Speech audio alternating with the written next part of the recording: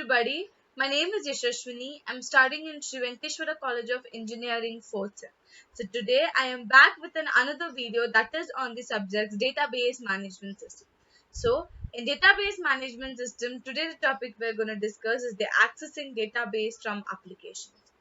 So let's start and let's see how to access data from the applications. First one is the introduction to accessing database from application. Accessing database from an application involves interacting with a database management system, that is DBMS, to retrieve or manipulate data. Applications can access database through structured query language, that is SQL. So I wish we are very much aware of this word called as SQL, that is the structured query language. Queries are by leveraging programming languages with database connectivity libraries. Efficient database access is crucial for application performance and data integrative. So as we can see in this diagram, that is the Java System Application Server. So that is the HTML. The request is being come from different sources, and the services from which the different sources are being passed and they are split together. Next comes the types of database for application access. Common types of database used for application accesses include relational database, a database like MySQL, a PostgreSQL, and Oracle.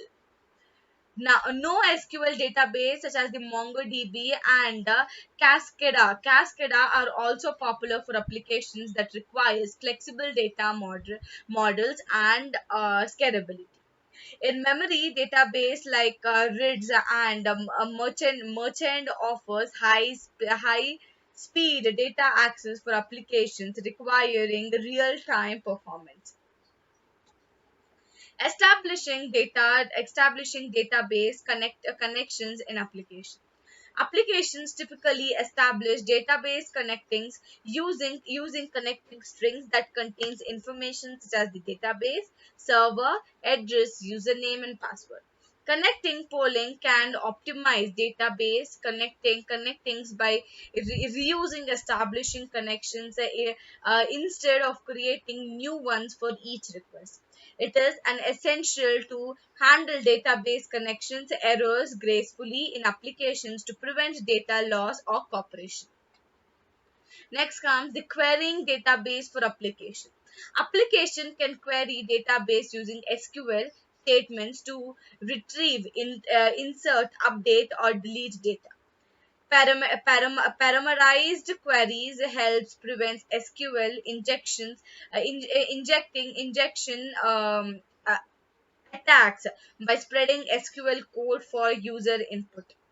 Objects relation mapping (ORM) framework like Herbitate and Entry framework simultaneously database interactions by mapping database tables to application objects. Next comes transcating management in database access. Transcatations ensures data integrately by grouping database operations into atomic units that either succeeds or fails as a whole. Asset protection, that is the atomicity, uh, constancy, isolations, durability. Government that behavior of database transactions to maintain data consequently. Applications should handle transactions, rollback, and commit operations to manage database changes efficiently. Securing data access from application. Implementing role-based access control, that is the RBAC, that is the implementing role-based access control, restricts database access based on user role and permissions. Encapsulating sensitive data storage in the database protections it from the unauthorized access. Regularly Auditing and monitoring database access helps detect suspections, activities, and ensure complicating with data protection regulations. Next comes the performance optimization technique for database access. Indexing database tables, improvising queries performance by speeding up data retrieves. Demonetizations can enhance read performance by reducing the need for complex joins in queries. Catching frequencies accessed data in memory reduces database load and improves application responsiveness. Scaling database access for growing application. Horizontal scaling improves distributing database loads across multiple services to handle increasing application traffic. Vertical scaling increases database capacity by upgrading hardware resources such as CPU, memory, and storage. Sharing partitions data across multiplications database instances to distribute workload and improve scalability. Next comes the best practices of database access in applications.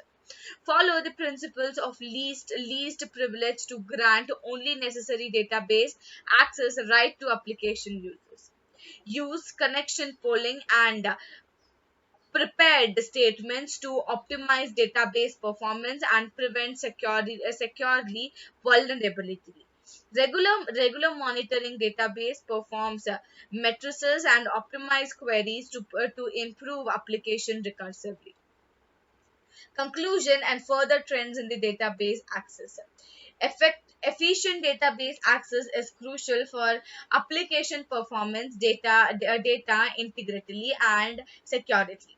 Further trends in database access includes the adoption of several NEST database, cloud native database services, and AI-driven query optimization. Consequently, evaluating database techniques and access methods will shape the way applications interact with the data in the digital age.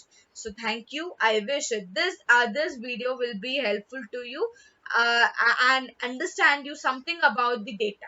Thank you.